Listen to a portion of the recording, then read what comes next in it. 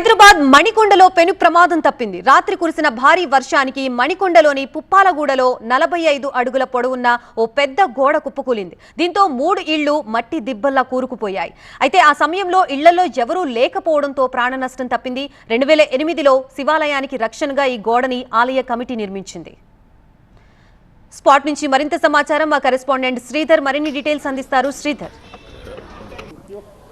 Manikonda municipality పరిధిలోని పుప్పాలగూడలో ఉన్నటువంటి శివాలయం గోడ రాత్రి కురిసిన వర్షానికి ఒక్కసారిగా కూలిపోవడంతో పక్కన ఉన్నటువంటి ఇల్లు మొత్తం పూర్తిగా ధ్వంసమైన పరిస్థితి నెలకొంది.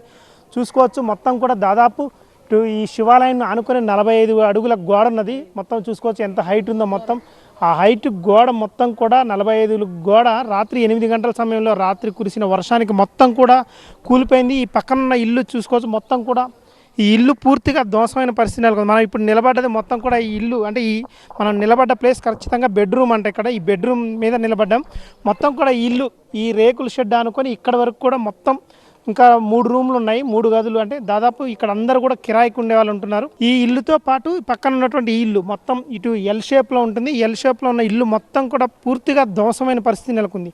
దాదాపు ఇటు హైట్ 45 అడుగులు ఉంటుంది, ఇటు దాదాపు పొడవు కూడా దాదాపు 100 మీటర్లు ఉంటుంది. ఇక్కడ నుంచి మొత్తం 100 మీటర్ల గోడ, 45 అడుగుల ఎత్తున్న గోడ, 100 మీటర్ల పొడవున్న గోడ రాత్రి కురిసిన వర్షానికి ఒక్కసారిగా కూలిపోవడంతో ఇక్కడ ఉన్నటువంటి ఇల్లు పూర్తిగా ధ్వంసమయ్యాయి.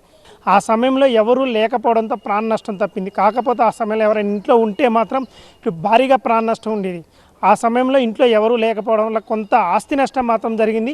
పూర్తిగా దాదాపు 4 ఇళ్ళు మాత్రం పూర్తిగా ధ్వంసమై పక్కనున్న అపార్ట్మెంట్ మాత్రం పాక్షికంగా దెబ్బతిన్నది. ఎమ్మటే మున్సిపాలిటీ అధికారులు, మణికొండ మున్సిపాలిటీ అధికారులు స్పందించారు. మొత్తం కూడా ఎంఆర్ఓతో పాటు అధికారులు కూడా స్పందించి ఎమ్మటే రక్షణ చర్యలు చేపట్టి ఇక్కడ నుండి మట్టిని పూర్తిగా తొలగించే ప్రయత్నాలు చేస్తున్నారు. కెమెరా పర్సన్ శ్రీధర్తో శ్రీధర్, టీవీ 9 హైదరాబాద్.